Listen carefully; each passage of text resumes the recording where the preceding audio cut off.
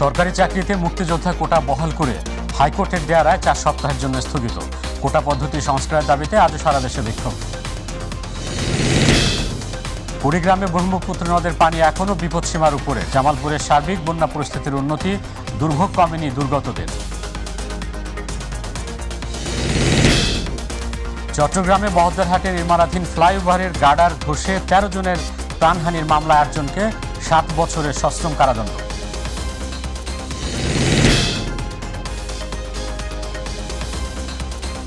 আসসালামু আলাইকুম, আমন্ত্রণ মাই টিভি জেলা সংবাদে। আপনাদের সাথে আছি আমি মহসিন শিকদার। শিরোনাম শুনছিলেন, এবারে বিস্তারিত। সরকারি চাকরির প্রথম ও দ্বিতীয় শ্রেণীতে মুক্তিযোদ্ধা কোটা পদ্ধতি বাতিলের সিদ্ধান্ত অবৈধ ঘোষণা করে হাইকোর্টের দেয়া রায়ের উপর 4 সপ্তাহের জন্য স্থগিতাদেশ জারি করেছেন আপিল বিভাগ। একই সঙ্গে এ সময়ের মধ্যে রাষ্ট্রপক্ষ শিক্ষার্থীদের হাইকোর্টের রায়ের বিরুদ্ধে লিপ্ট আপিল করতে বলেছেন আদালত। এ বিষয়ে পরবর্তী শুনানির জন্য আগামী 7 আগস্ট ধার্য করা হয়েছে। আবু সাইদ অপুর রিপোর্ট। সরকারি চাকরির প্রথম ও দ্বিতীয় শ্রেণীতে মুক্তিযুদ্ধ কোটা পদ্ধতি বাতিলের সিদ্ধান্ত অবৈধ ঘোষণা করে হাইকোর্টের দেওয়া রায়ের উপর 4 সপ্তাহের জন্য স্থিতি অবস্থা জারি করেছে আপিল বিভাগ। একই সঙ্গে এ সময়ের মধ্যে রাষ্ট্রপক্ষ ও শিক্ষার্থীদের হাইকোর্টের রায়ের বিরুদ্ধে লিপ্ট আপিল করতে পারবেন বলে বলেছেন আদালত।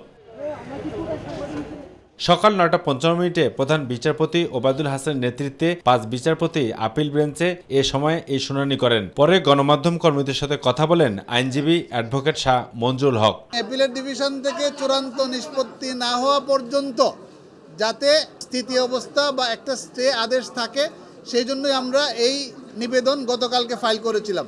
18 সাল থেকে যেভাবে নিয়োগ প্রক্রিয়া চলে আসছিল, সেই নিয়োগ প্রক্রিয়া চলতে থাকবে। সবার স্বার্থে স্থিতি অবস্থা দেওয়া হয়েছে এবং মামলাটি যখন চূড়ান্ত সিদ্ধান্ত হবে, যে ফয়সালা আপিল বিভাগ দিবেন, সেই ফয়সালা সবাইকে মেনে নিতে হবে। আর এরপর গণমাধ্যম কর্মীদের সাথে কথা বলেন অ্যাটর্নি জেনারেল। এ সময় তিনি বলেন, এই আদেশের ফলে মুক্তিযুদ্ধ কোটা বাতিল করে 2018 সালে সরকারের জারি করা পরিপত্র বহাল থাকছে। এছাড়াও কথা বলেন শিক্ষার্থীদের কোটা বিরোধী আন্দোলনে মাঠে নামা প্রসঙ্গ নিয়েও। যে যারা আন্দোলন করছেন তাদেরকে আমি অনুরোধ করব, তাদেরকে যেহেতু তাদের সুপ্রিম কোর্ট এটা বিবেচনায় নিয়েছেন এবং সুপ্রিম কোর্ট একটা কথা বলছেন, তাদের যদি কোনো গ্রিভান্স থাকে তারা যেন এখানে এসে পক্ষ হয়ে তারা বলতে পারে, সেটাও কিন্তু তাদের আদেশে এটা আছে। অতএব এখন আর কোনো যৌক্তিক তাদের কোনো কারণ নেই, তারা অবশ্যই এটা বন্ধ করে তাদের অবস্থানে ফিরে যাওয়া উচিত, কারণ তাদের কোনো আন্দোলন আর করার এবং জনদুর্ভোগ বাড়ানোর কোনো যৌক্তিক কারণ এখন আর নাই। 2021 সালের পরিপত্রে মুক্তিযোদ্ধা কোটা বাতিলের অংশটিকে চ্যালেঞ্জ করে কজন মুক্তিযোদ্ধা সন্তান উচ্চ আদালতে একটি রিট আবেদন করেন। সেই রিটের রায়ের চলতি বছরের 5 জুন পরিপত্রের ওই অংশ অবৈধ ঘোষণা করেন আদালত। এরপর থেকে চাকরি প্রত্যাশী ও শিক্ষার্থীরা সরকারের জারি করা সেই পরিপত্র পুনর্বহালের দাবিতে মাঠে নামেন শিক্ষার্থীরা। এ বিষয়ে পরবর্তীতে শুনানির জন্য আগামী 7 আগস্ট ধার্য করা হয়েছে। আবু সাইদ অপু, মাই টিভি, ঢাকা। সরকারি চাকরিতে কোটা পদ্ধতির সংস্কারের দাবি জানিয়ে আন্দোলনে নেমেছে ইসলামী বিশ্ববিদ্যালয়ের শিক্ষার্থীরা। বৈষম্য বিরোধী ছাত্র আন্দোলনের ব্যানারে 7ম দিনের মতো তারা বিক্ষোভ ও ছাত্র সমাবেশ করেছেন।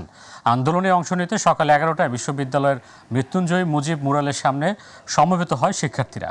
পরে সেখান থেকে বিক্ষোভ মিছিল শুরু হয়। পরে ক্যাম্পাসের প্রধান ফটকের সামনে কুষ্টিয়া খুলনা মহাসড়ক অবরোধ করে টায়ার জ্বালিয়ে বিক্ষোভ শুরু করে তারা।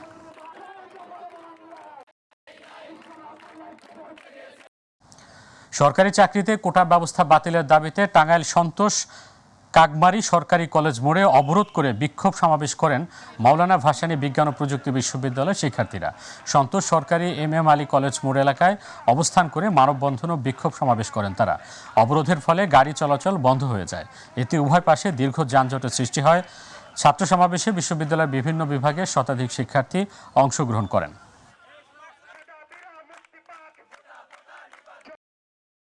ময়মনসিংহে সরকারি চাকরিতে কোটা পদ্ধতি বাতিলের দাবিতে বাংলা ব্লকেট কর্মসূচি পালিত হয়েছে। সকালে বাংলাদেশ কৃষি বিশ্ববিদ্যালয়ের শিক্ষার্থীরা ক্যাম্পাসে মিছিল শেষে ঢাকা ময়মনসিংহ রেলপথে আন্তনগর তিস্তা এক্সপ্রেস ট্রেন আটকে বিক্ষোভ করে। সকাল 11:15 থেকে ট্রেনটি আটক থাকায় যাত্রীরা দুর্ভোগের শিকার হন। একই সময় নগরীর টাউন হল মোড়ে সড়কে অবস্থান নিয়ে সরকারি আনন্দ মোহন সরকারি কলেজ সহ বিভিন্ন শিক্ষা প্রতিষ্ঠানের শিক্ষার্থীরা বিক্ষোভ প্রদর্শন করে। আন্দোলনকারীরা দাবি আদায় না হওয়া পর্যন্ত আন্দোলন চালিয়ে যাওয়ার ঘোষণা দেন। সরকারি চাকুরিতে কোটা পুনর্বহাল রেখে হাইকোর্টের আদেশের প্রতিবাদে এবং কোটা পদ্ধতি সংস্কারের এক দফা দাবিতে নবম দিনের মতো বরিশালের এক অংশসহ বরিশাল পটুয়াখালী নলছিটি মহাসড়ক অবরোধ করেছে বরিশাল বিশ্ববিদ্যালয়ের শিক্ষার্থীরা। সকাল 12টা থেকে যান চলাচল বন্ধ রেখে আন্দোলন করে শিক্ষার্থীরা, যার ফলে সৃষ্ট যানজটের কারণে ভোগান্তিতে পড়ে স্থানীয় ও দূরপাল্লার যাত্রীরা। সরকারি চাকরিতে কোটা ব্যবস্থা বাতিলের দাবিতে সকাল সন্ধ্যা সারা দেশে বাংলা ব্লকেট কর্মসূচি পালন করছেন আন্দোলনরত শিক্ষার্থীরা। সিলেটে বৃষ্টি উপেক্ষা করে কোটা পদ্ধতি বাতিলের এক দফা দাবিতে সড়ক অবরোধ করে অবস্থান কর্মসূচি পালন করেছে শাহজালাল বিজ্ঞান ও প্রযুক্তি বিশ্ববিদ্যালয়ের শিক্ষার্থীরা। দুপুরে বিশ্ববিদ্যালয়ের প্রধান ফটক সংলগ্ন সিলেট সুনামগঞ্জ সড়ক অবরোধ করে কর্মসূচি পালন করেন তারা। এ সময় রাস্তার দুই পাশে দীর্ঘ যানজট সৃষ্টি হয়। সারা দেশের ন্যায় জাহাঙ্গীরনগর বিশ্ববিদ্যালয়ের ছাত্ররা রাস্তা অবরোধ করে সরকারি চাকরিতে কোটা পদ্ধতি বাতিল, মেধাভিত্তিক নিয়োগের পরিপত্র বহাল এর দাবি জানিয়ে বাংলা ব্লক কর্মসূচি পালন করছে। ঢাকা-রিচা মহাসড়কে জাবি শিক্ষার্থীরা তাদের কর্মসূচি অব্যাহত রেখেছেন। সন্ধ্যা 6টা পর্যন্ত এ দাবি আদায়ের কর্মসূচি শেষ হবে। এ সময় ঢাকা-রিচা মহাসড়কে দাঁড়িয়ে শিক্ষার্থীরা পথনাটক মঞ্চায়ন করেন। এতে ঢাকা-রিচা মহাসড়কের 2 লেনেই যান চলাচল বন্ধ রয়েছে।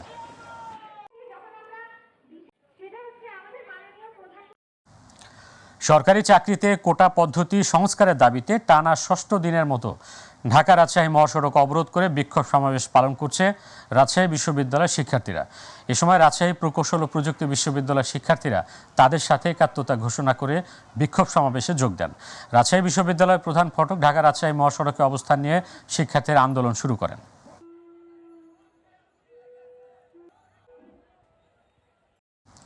সরকারি চাকরিতে কোটা পদ্ধতি পুনর্বহাল সংস্কারের দাবিতে দেশের অন্যান্য বিশ্ববিদ্যালয়ের মতো এবার ঢাকা পাবনা মহাসড়ক অবরোধ করে বিক্ষোভ করেছেন পাবনা বিজ্ঞান ও প্রযুক্তি বিশ্ববিদ্যালয়ের শিক্ষার্থীরা। সকালে বিশ্ববিদ্যালয়ের প্রধান ফটকের সামনে ঢাকা পাবনা মহাসড়ক অবরোধ করে বিক্ষোভ শুরু করেন তারা এবং বেলা 2:30টা পর্যন্ত এই অবরোধ চলে। এতে দুই পাশে যান চলাচল বন্ধ হয়ে যায়। কুড়িগ্রামে ধরলা ও দুধকুমার নদীর পানি বিপদসীমার নিচে নেমে গেলেও ব্রহ্মপুত্র নদের পানি এখনও বিপদসীমার উপরে অবস্থান করছে। ফলে এখনও দুর্ভোগে রয়েছে চরবাসী। 8 দিন ধরে ব্রহ্মপুত্র নদীর পানি বিপদসীমার উপরে অবস্থান করায় চরে রোপণকৃত সবজি নষ্ট হয়ে গেছে। গবাদি পশু নিয়ে দুশ্চিন্তায় রয়েছে কৃষক। এছাড়াও একদিকে পানিবন্দী অবস্থা, অপরদিকে দ্রব্যমূল্যের ঊর্ধ্বগতির কারণে হিমশিম অবস্থা চরবাসীর। আকাশসঙ্গী জিনিসপত্রের দামে বানভাসী মানুষ দিশেহারা।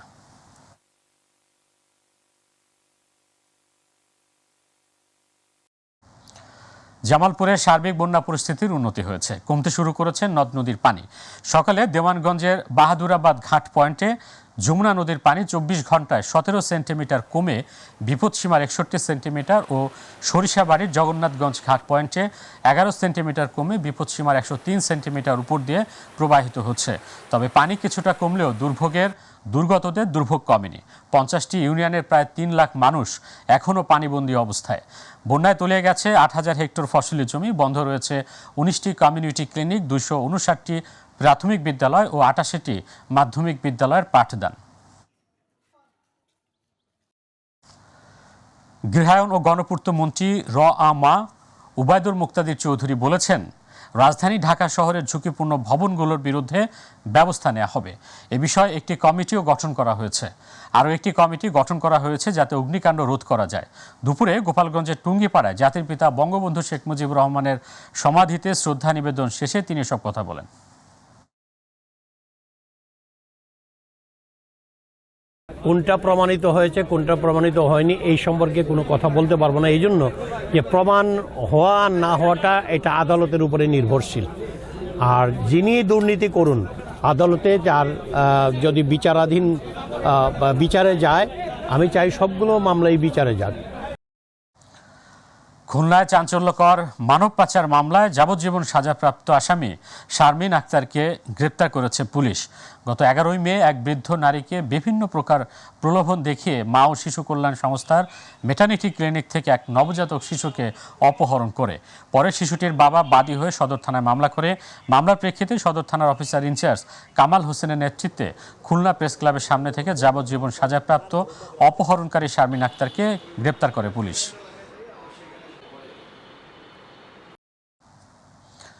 কক্সবাজারের রামুতে আব্দুল্লাল মামুন হত্যার মূল পরিকল্পনাকারী শাহেদ হোসেনকে গ্রেপ্তার করেছে কক্সবাজার র্যাব। দুপুরে র্যাব 15 কার্যালয়ে সংবাদ সম্মেলনে কক্সবাজার র্যাব 15-এর উপ অধিনায়ক মেজর শরীফ আহসান জানান, মোবাইলে আপত্তিকর ছবি ও ভিডিও ডিলিট না করায় বন্ধু মামুনকে নির্মমভাবে হত্যা করা হয়েছে। 1 লাখ টাকার বিনিময়ে সন্ত্রাসী ভাড়া করে হত্যার এই মিশন বাস্তবায়ন করা হয়। হত্যার পর রেল লাইনের পাশে ফেলে রাখা হয় নিহত মামুনের মরদেহ। তো যার কারণে সে একটা পর্যায়ে গিয়ে তার কথাবার্তায় অনেক অসামঞ্জস্যতাপূর্ণ আচরণ আমরা লক্ষ্য করি এবং পরবর্তীতে আমাদের এই ধরনের ডাউট হওয়ার কারণেই আমরা গতকালকে বিকালে তাকে আমরা আমাদের হেফাজতে নিই এবং হেফাজতে নিয়ে তাকে আমরা ব্যাপকভাবে জিজ্ঞাসাবাদ করি। মুন্সিগঞ্জের সিরাজদি খানে দুই পক্ষের সংঘর্ষে 9 জন ট্যাটাবিদ্ধ হওয়া সহ 20 জন আহত হয়েছে। সকালে পূর্ব চান্দেরচর গ্রামে আধিপত্য বিস্তারকে কেন্দ্র করে এই সংঘর্ষ ঘটে। সংঘর্ষ থামাতে গিয়ে বালুচর ইউনিয়নের 2 নম্বর ওয়ার্ডের ইউপি সদস্য আলেক চান সুজিব আহত হন। এ সময় 4টি বাড়িঘর ভাঙচুর হয়। সিরাজদিখান থানার ভারপ্রাপ্ত কর্মকর্তা জানান, ফসলি জমির মাটি কাটার টাকা ভাগ বাটোয়ারা আর আধিপত্য বিস্তারকে কেন্দ্র করে মারামারি হয়েছে। এ ঘটনায় বেশ কয়েকজন ট্যাটাবিদ্ধ আছে।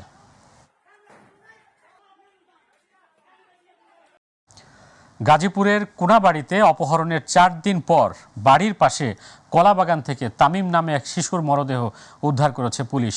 দুপুরে নগরের আমবাগ এলাকায় এই ঘটনা ঘটে। 6 জুলাই বিকেলে নিখোঁজের পরে এলাকায় বিভিন্ন স্থানে খোঁজাখুঁজি না করে না পেয়ে থানায় একটি নিখোঁজ ডায়েরি করেন। নিহতের স্বজনরা জানান, নিখোঁজের একদিন পর অপরিচিত একটি নাম্বার থেকে ফোনে তামিমকে জীবিত ফেরত চাইলে 10 লাখ টাকা মুক্তিপণ দাবি করে। পরে নিহতের বাবা 10 লাখ টাকার সাথে নিয়ে তাদের দেওয়া তথ্য মতে ময়মনসিংহের বিভিন্ন এলাকায় যান, কিন্তু পরে অপহরণকারীরা মোবাইল বন্ধ পাওয়া যায়। দুপুরে বাড়ির পাশে কলাবাগানে অর্ধগলিত তামিমের মরদেহ দেখতে পেয়ে পুলিশকে খবর দেন এলাকাবাসী। সিরাজগঞ্জের শাহজাদপুরে দেশীয় ওয়ান শুটার গান সহ এক ডাকাত দলের সদস্যকে আটক করেছে শাহজাদপুর থানা পুলিশ। ভোরে শাহজাদপুর থানা পুলিশ অভিযান চালিয়ে তাকে আটক করে। তার বিরুদ্ধে শাহজাদপুর থানায় অস্ত্র আইনে মামলা হয়েছে। বিষয়টি নিশ্চিত করেছেন শাহজাদপুর থানার ভারপ্রাপ্ত কর্মকর্তা সবুজ রানা।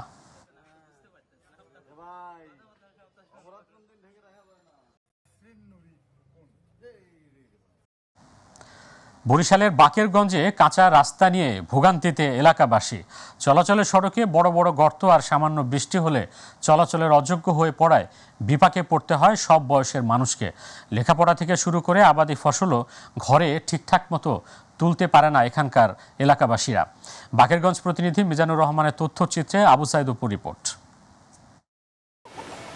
বরিশালের বাকেরগঞ্জে 9 কিলোমিটার কাঁচা রাস্তা নিয়ে ভোগান্তিতে 10 গ্রামের প্রায় কয়েক হাজার মানুষ। আর এই উপজেলার গারুরিয়া ইউনিয়নের হেলেঞ্চা, খয়রাবাদ, কাটাখালী সহ প্রায় 10 গ্রামের কয়েক হাজার মানুষ প্রতিনিয়ত চলাচল করে এই রাস্তা দিয়ে। স্থানীয়দের অভিযোগ, 20 বছরেও একজন জনপ্রতিনিধি এসে খোঁজ নেয়নি এই অঞ্চলের মানুষের। আমাদের খুব কষ্ট হইতেছে চলাফেরায়। আমাদের ট্রলার কিংবা নৌকা যোগাযোগ ছাড়া কোনো পথ নেই। খয়রাবাদ সরকারি প্রাথমিক বিদ্যালয়, খয়রাবাদ বাজার, খয়রাবাদ মেডিকেল, ইউনিয়ন পরিষদ, খয়রাবাদ হাফিজি মাদ্রাসা, এতগুলো প্রতিষ্ঠান থাকা সত্ত্বেও আমাদের এখানে রাস্তা এবং ব্রিজটা এত অবহেলিত। আমার ছোট থেকেই দেখতেছি এই ব্রিজটি কাঠ দেওয়া আছে, যেটা খুবই দুর্দশাপূর্ণ।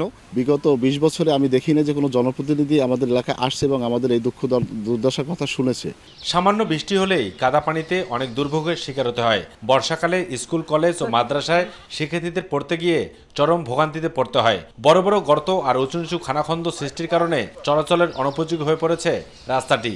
এই রাস্তাটি আমাদের দীর্ঘদিন অবহেলিত, কাদায় সবসময় পরিপূর্ণ থাকে। বর্ষার দিনে গাড়ি চালানো যায় না। সরকারের সুদৃষ্টি কামনা করছি এই রাস্তা যেন দ্রুতই পাকা করে। আর রাস্তাটি করা গেলে এখানকার কয়েক লাখ মানুষ সুবিধা পাবেন বলে জানালেন উপজেলা নির্বাহী কর্মকর্তা। বরিশাল অবকাঠামো উন্নয়ন প্রকল্পটা আশা করছি এই মাসের শেষের দিকেই এটা স্কিম নেওয়া শুরু হবে। সেক্ষেত্রে হয়তো এই রাস্তাটা এস্টিমেট পাঠানো সম্ভব হবে। বাকেরগঞ্জ হেডকোয়ার্টার টু হলতা জিসি, ওই রোডটা তো গুরুত্বপূর্ণ একটা রাস্তা। সেখানে বোয়ালে একটা ব্রিজ নির্মাণ করা হলে এবং পাশাপাশি ওই দিক দিয়ে যদি গারুরিয়া হয়ে অন্য কানেক্টিভিটি তৈরি করা যায়, তাহলে এখানকার কয়েক লাখ মানুষের এটার সুফল পাবে। তবে দ্রুত রাস্তাটি কাঁচা থেকে পাকাকরণ করা হবে এমনটাই প্রত্যাশা স্থানীয়দের। Abu Sadpu, my TV. এবার শারমিন কার সেন্টার চট্টগ্রাম বুলেটিন।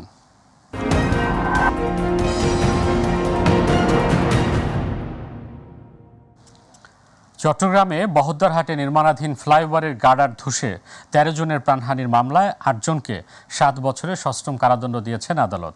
দুপুরে চট্টগ্রামে চতুর্থ অতিরিক্ত মহানগর দায়রা জজ আদালতের বিচারক শরীফুল আলম ভূঁইয়া এ রায় দেন। আদালতের পাবলিক প্রসিকিউটর পিপি অনুপম চক্রবর্তী এ তথ্য নিশ্চিত করেছেন। তিনি জানান, সাক্ষ্য অভিযোগ প্রমাণিত হওয়ায় ৮ আসামিকে পৃথক ধারায় ৭ বছরের কারাদণ্ড দিয়েছেন আদালত। একটি ধারায় প্রত্যেককে ৫ বছরের কারাদণ্ড ও ৩ লাখ টাকা জরিমানা, অনাদায়ে ৬ মাসের কারাদণ্ড দেন। অপর একটি ধারায় প্রত্যেককে 2 বছরের কারাদণ্ড দেওয়া হয়। আমাদের যাদের ব্যাপারে আজকে সাজা দেওয়া হয়েছে, আমরা সেই রায়ের বিরুদ্ধে আমরা বিক্ষুব্ধ হয়েছি। যথাযথ রায় হয়নি। আমরা এই রায়ের বিরুদ্ধে উচ্চ আদালতে যাব। ইনশাআল্লাহ আমরা উচ্চ আদালতে আমরা ন্যায় বিচার পাবো। এই যে যারা এখানে দায়িত্বে ছিল তারা সাময়িক দায়িত্ব থাকলেও প্রতিষ্ঠান কিন্তু এই ঘটনা থেকে কোনোভাবেই দায় এড়াতে পারে না। তাই আদালত এই মেসেজটা এভাবেই দিয়েছেন, আপনি যেখানেই কাজ করতে যান না কেন আপনাকে এটা মাথায় রাখতে হবে, কোনো জায়গায় দুর্ঘটনা অবহেলা করলে এটা সাজা হতে হবে। এটা হচ্ছে আদালতের মেসেজ। চট্টগ্রামে ব্যারিস্টার মহিবুল হাসান চৌধুরী নওফেলের পক্ষ থেকে বৃক্ষরোপণ কর্মসূচি অনুষ্ঠিত হয়েছে। অনুষ্ঠানে মিজানুর রহমানের সভাপতিত্বে উদ্বোধক হিসেবে উপস্থিত ছিলেন জাকারিয়া দস্তগীর, সহসভাপতি বাংলাদেশ ছাত্রলীগ কেন্দ্রীয় নির্বাহী সংসদ, সাধারণ সম্পাদক চট্টগ্রাম মহানগর ছাত্রলীগ। প্রধান অতিথি ছিলেন প্রতিমন্ত্রী city mayor M Rezaul Karim Chowdhury. এ সময় তিনি একটি খেজুর গাছের চারা রোপণ করে কর্মসূচির উদ্বোধন করেন।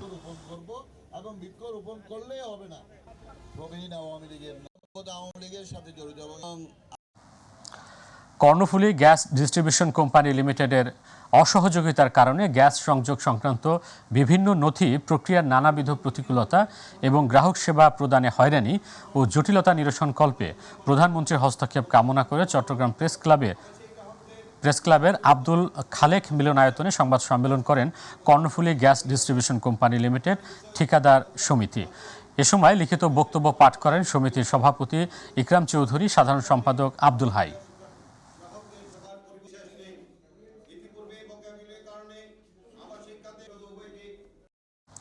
এবার আমাদের কৃষি।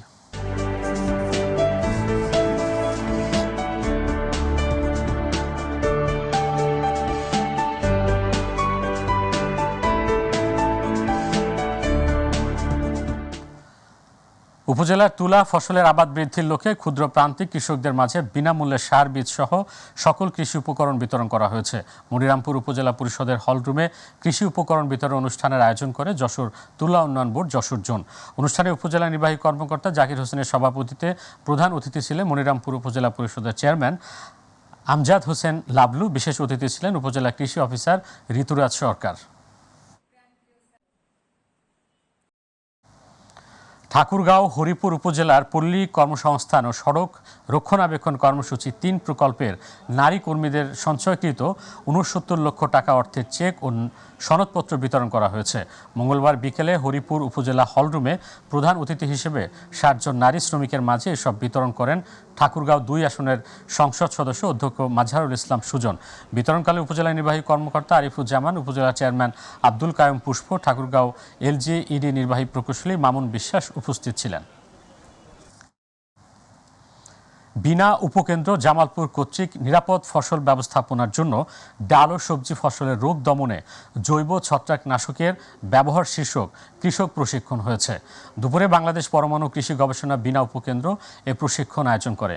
ভারপ্রাপ্ত কর্মকর্তা মোহাম্মদ মারুফ হোসেনের সভাপতিত্বে কৃষক প্রশিক্ষণে ভার্চুয়ালি বক্তব্য রাখেন বিনার মহাপরিচালক ডক্টর আবুল কালাম আজাদ।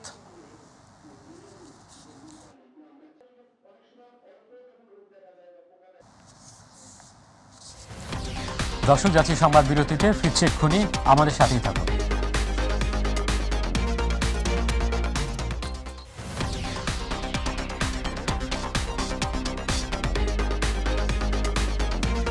বিরতির পরে আবারও স্বাগত। আপনারা দেখছেন মাই টিভি জেলা সংবাদ। নড়াইলে আন্তজেলা ডাকাত দলের ৮ সদস্য সহ ডাকাতি হওয়া স্বর্ণালংকার উদ্ধার করেছে পুলিশ। নড়াইলের পুলিশ সুপার মেহেদী হাসান নিজ কার্যালয়ে উপস্থিত গণমাধ্যম কর্মীদের জানান, নড়াগাতি থানার মফিজুর রহমানের বাড়িতে ডাকাতি হয়। উক্ত ডাকাতির ঘটনায় তদন্তকালে তথ্য ও প্রযুক্তির মাধ্যমে ডাকাত দলকে পুলিশ আটক করতে সক্ষম হয়। এ সময় অতিরিক্ত পুলিশ সুপার তারেক আল মেহেদী, সহকারী পুলিশ সুপার দোলন মিয়া, পুলিশের ঊর্ধ্বতন কর্মকর্তাগণ উপস্থিত ছিলেন। পল্লী বিদ্যুতায়ন বোর্ড ও পল্লী বিদ্যুৎ সমিতি একীভূত করে অভিন্ন চাকরি বিধি বাস্তবায়ন এবং চুক্তিভিত্তিক ও অনিয়মিত কর্মচারীদের নিয়মিত করার দাবিতে কর্মবিরতি পালন করছে পল্লী বিদ্যুৎ সমিতির কর্মকর্তা কর্মচারীরা। দাবি না মানা পর্যন্ত আন্দোলন অব্যাহত থাকবে জানায় আন্দোলনরতরা। সিলেট থেকে শাহিন আহমেদের ক্যামেরায় মৃণাল কান্তি দাসের তথ্য ছবিতে আরও জানাচ্ছেন আমেনা হীরা। সারা দেশের মতো সিলেট পল্লী বিদ্যুৎ সমিতি একের আয়োজনে কর্মবিরতি পালন করছে পল্লী বিদ্যুৎ সমিতির কর্মকর্তা কর্মচারীরা। কার্যালয়ের সামনে এ কর্মসূচি পালন করেন তারা। প্রথম দফা আন্দোলন ফলপ্রসূ না হওয়ায় দ্বিতীয় দফা আন্দোলনে নামে পল্লী বিদ্যুৎ সমিতির কর্মকর্তা কর্মচারীরা। কর্মবিরতির এ আন্দোলনে সিলেট পরিস্থিতি উত্তাল থাকলেও বিশেষ ব্যবস্থায় চালু রাখা হয়েছে বিদ্যুৎ সেবা। তদারকি প্রতিষ্ঠান পল্লী বিদ্যুৎ বাতায়ন বোর্ডের দ্বৈত নীতির কারণে পল্লী বিদ্যুৎ সমিতির কর্মকর্তা কর্মচারীরা ন্যায্য সুযোগ সুবিধা থেকে বঞ্চিত হচ্ছে দাবি আন্দোলনকারীদের। আমাদের চাকরি নিয়মিত না করা পর্যন্ত আমরা মাঠে আছি এবং মাঠে থাকবো। আমার থেকে সিনিয়র যিনি যে সুযোগ সুবিধাটুকু বুক করতেছেন, আমি সেই সুযোগ সুবিধাটুকুই এই স্বাধীন দেশের নাগরিক হিসাবে এটা কামনা করছি। আমরা কর্মবিরতিতে থাকতে চাই না, আমরা কাজের মানুষ, আমাদেরকে সুষ্ঠু পরিবেশ করে দেওয়া হোক। আমাদের এই দাবি আদায় না হওয়া পর্যন্ত আমরা মাঠে থাকব। মাঠ থেকে কোনো অবস্থায় আমরা পিছপা হব না। দাবি না মানা পর্যন্ত আন্দোলন চলবে জানায় সিলেট পল্লী বিদ্যুৎ সমিতির কর্মকর্তারা। আমরা যদি গ্রাহক সেবা প্রয়োজনে অব্যাহত রাখবো, রেখেই আমরা এই আন্দোলন কন্টিনিউ করব এবং যে কোনো উপায়ে আমাদের দাবি মানতেই হবে। Amena Hira, My TV news. Kushtia medical college ও হাসপাতাল পূর্ণাঙ্গভাবে চালুর দাবিতে ক্লাস পরীক্ষা বর্জন করে মানববন্ধন সহ বিভিন্ন কর্মসূচি পালন করেছে শিক্ষার্থীরা। গত বছরের শেষের দিকে কুষ্টিয়া মেডিকেল কলেজ ও হাসপাতালের বহির্বিভাগ চালু হলেও দীর্ঘ আন্তঃবিভাগ চালু হয়নি। ফলে মেডিকেল কলেজের ইন্টার্ন শিক্ষার্থীদের ইন্টার্নির জন্য প্রায় 4 কিলোমিটার দূরের কুষ্টিয়া জেনারেল হাসপাতালে যেতে হয়। এই অবস্থায় মেডিকেল কলেজ পূর্ণাঙ্গ চালু সহ নানা দাবি দাওয়া নিয়ে বুধবার রাস্তায় নামে শিক্ষার্থীরা। চট্টগ্রামের সীতাকুণ্ড থানার দুর্ধর্ষ ডাকাতির প্রস্তুতির মামলার ওয়ারেন্টভুক্ত পলাতক আসামি কামাল পারভেজকে গ্রেপ্তার করেছে র্যাব ৭। গোপন সংবাদের ভিত্তিতে চট্টগ্রামের সদরঘাট থানার নেভাল ২ এলাকা থেকে তাকে গ্রেপ্তার করা হয়। গ্রেপ্তারের পর উপস্থিত সাক্ষীদের সামনে আটককৃত আসামিকে জিজ্ঞাসাবাদে সে ওয়ারেন্টভুক্ত পলাতক আসামি বলে স্বীকার করে। গ্রেপ্তারকৃত আসামিকে পরবর্তী আইনানুগ ব্যবস্থা গ্রহণের জন্য চট্টগ্রাম জেলা সীতাকুণ্ড মডেল থানায় হস্তান্তর করা হয়েছে। ব্রাহ্মণবাড়িয়া মাদক বিরোধী অভিযানে ৬০ কেজি গাঁজাসহ ইউসুফ আলী নামে এক মাদক ব্যবসায়ীকে আটক করেছে জেলা মাদক নিয়ন্ত্রণ অধিদপ্তর। ভোরে জেলা মাদক নিয়ন্ত্রণ অধিদপ্তরের সহকারী পরিচালক মিজানুর রহমানের নেতৃত্বে বিজয়নগর উপজেলা পাইকপাড়া এলাকায় অভিযান চালিয়ে ৬০ কেজি গাঁজাসহ তাকে আটক করা হয়।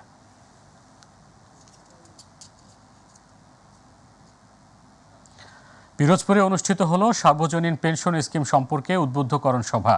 সকালে শরীকতলা ডুমুরিতলা ইউনিয়ন পরিষদের উদ্যোগে পরিষদের সভাকক্ষে চেয়ারম্যান আজমির হোসেন মাঝির সভাপতিত্বে প্রধান অতিথি ছিলেন উপজেলা নির্বাহী কর্মকর্তা মোহাম্মদ আরিফ মোর্শেদ মিশু।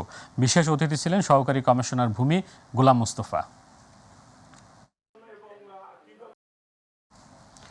ব্রাহ্মণবাড়িয়া বিদ্যালয় ভিত্তিক বিজ্ঞান ক্লাব সমূহ টেকসইকরণে প্রাতিষ্ঠানিক উদ্যোগ শীর্ষক সেমিনার হয়েছে। সকালে অ্যাসোসিয়েশন ফর রুরাল ডেভেলপমেন্টের আয়োজনে জেলা প্রশাসকের সম্মেলন কক্ষে আয়োজিত সেমিনারে প্রধান অতিথি ছিলেন জেলা প্রশাসক হাবিবুর রহমান। মূল প্রবন্ধ উপস্থাপন করেন শিক্ষক সমিতির সাধারণ সম্পাদক শহীদুল ইসলাম। অতিরিক্ত জেলা প্রশাসক সাইফুল ইসলামের সঞ্চালনায় বিশেষ অতিথি ছিলেন অতিরিক্ত জেলা প্রশাসক মাহমুদ আক্তার, ব্রাহ্মণবাড়িয়া প্রেস ক্লাবের ভারপ্রাপ্ত সভাপতি জসিম উদ্দিন সহ আরও অনেকে।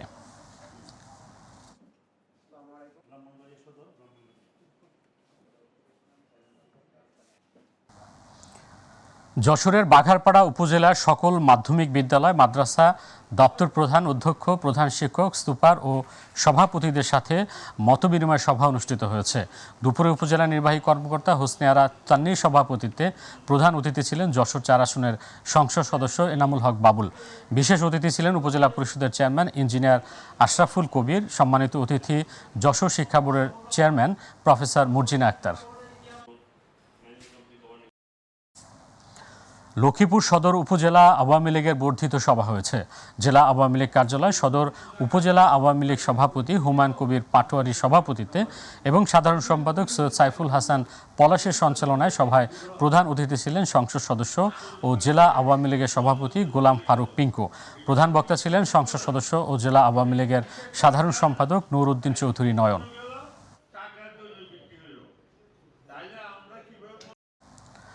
বরগুনায় নবাগত পুলিশ সুপারের আমন্ত্রণে সাংবাদিকদের সাথে মতবিনিময় সভা অনুষ্ঠিত হয়েছে।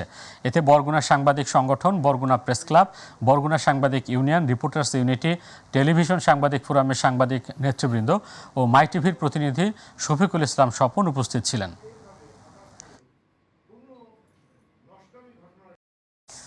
2024-25 অর্থ বছরের বাজেটের উপর নওগাঁয় টেকসই উন্নয়ন প্রক্রিয়ায় স্মার্ট বাংলাদেশের স্বপ্নযাত্রা সেমিনার হয়েছে। নওগাঁ সরকারি কলেজ অডিটোরিয়ামে অর্থনীতি বিভাগ এই সেমিনারের আয়োজন করে। নওগাঁ সরকারি কলেজের অধ্যক্ষ প্রফেসর নাজমুল হাসানের সভাপতিত্বে বক্তব্য রাখেন রাজশাহী বিশ্ববিদ্যালয়ের অর্থনীতি বিভাগের প্রফেসর ইলিয়াস হোসেন, নওগাঁ সরকারি কলেজের উপাধ্যক্ষ মহিদুল ইসলাম, নওগাঁ সরকারি কলেজের অর্থনীতি বিভাগের বিভাগীয় প্রধান প্রফেসর আব্দুর রাজ্জাক। জাতীয়তাবাদী যুবদল কেন্দ্রীয় নির্বাহী কমিটির নবনির্বাচিত সভাপতি মোনায়েম মুন্না ও সাধারণ সম্পাদক নুরুল ইসলাম নয়ন সহ নেতৃবৃন্দকে অভিনন্দন জানিয়ে আনন্দ মিছিল করেছে যুবদল।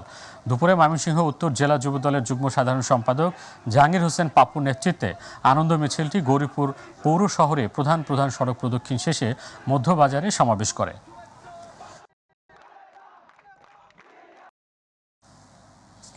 গাজীপুর জেলার ক্ষুদ্র উদ্যোক্তাদের উদ্যোগে সম্প্রসারণ বিষয়ক প্রশিক্ষণের উদ্বোধনী অনুষ্ঠান হয়েছে। সকালে জেলা প্রশাসনের আয়োজনে আয়োজিত অনুষ্ঠানে অতিরিক্ত জেলা প্রশাসক মামুনুল করিমের সভাপতিত্বে প্রধান অতিথি ছিলেন জেলা প্রশাসক আবুল ফাতে মোহাম্মদ শফিকুল ইসলাম। এ সময় যুব উন্নয়ন অধিদপ্তর, মহিলা বিষয়ক অধিদপ্তর, বাংলাদেশ ক্ষুদ্র কুটির শিল্প কর্পোরেশন ও জাতীয় মহিলা সংস্থা, যুব উন্নয়ন প্রশিক্ষণ কেন্দ্রের শিক্ষক, শিক্ষিকা, কর্মকর্তা, কর্মচারী, প্রশিক্ষণার্থী উপস্থিত ছিলেন।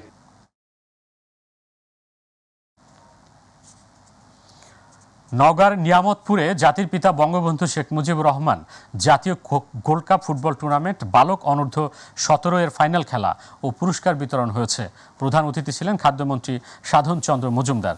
নিয়ামতপুর উপজেলা নির্বাহী কর্মকর্তা ইমতিয়াজ মুর্শেদের সভাপতিত্বে অনুষ্ঠানে উপজেলা চেয়ারম্যান ফরিদ আহমেদ, থানার ভারপ্রাপ্ত কর্মকর্তা মোহাম্মদ আল মাহমুদ সহ অন্যান্যরা উপস্থিত ছিলেন।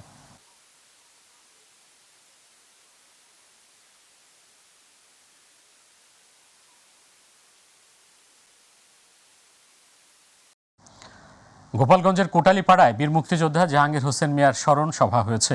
সকালে উপজেলা মুক্তিযোদ্ধা ভবনে মুক্তিযোদ্ধা প্রজন্ম পাঠাগারের আয়োজনে পলাশ সর্দারের সঞ্চালনায় সাবেক কমান্ডার লুৎফর রহমান শেখের সভাপতিত্বে স্মরণ সভায় আর উপস্থিত ছিলেন মুক্তিযোদ্ধা তৈয়বুর রহমান সর্দার, আবুল কালাম দাঁড়িয়া, উপজেলা ভাইস চেয়ারম্যান দেবদুলাল বসু পল্টু ও ইউপি চেয়ারম্যান মাজহারুল ইসলাম পান্না সহ মুক্তিযোদ্ধা ও মুক্তিযোদ্ধা প্রজন্ম।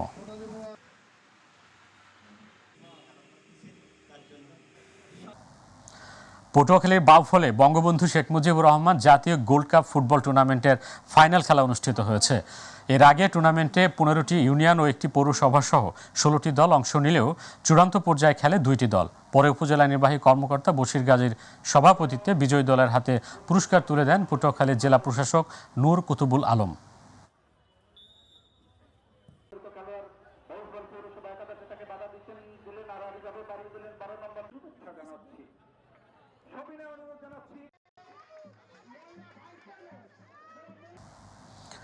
শরীয়তপুর সদর উপজেলা টাউন চিকুন্দিতে আইনাল প্রসাধনী ও বস্ত্র বিতানের উদ্বোধনী উপলক্ষে মিলাদ ও দোয়া অনুষ্ঠিত হয়েছে।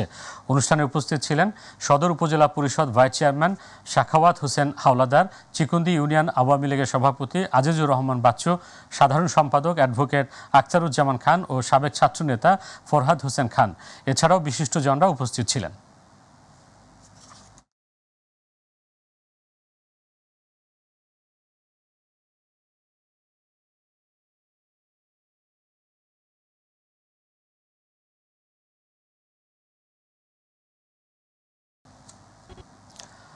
দর্শক, এই ছিল এখনকার সংবাদ আয়োজনে। আমাদের পরবর্তী সংবাদ দেখার আমন্ত্রণ জানিয়ে এখনকার মতো বিদায় নিচ্ছে। আল্লাহ হাফিজ।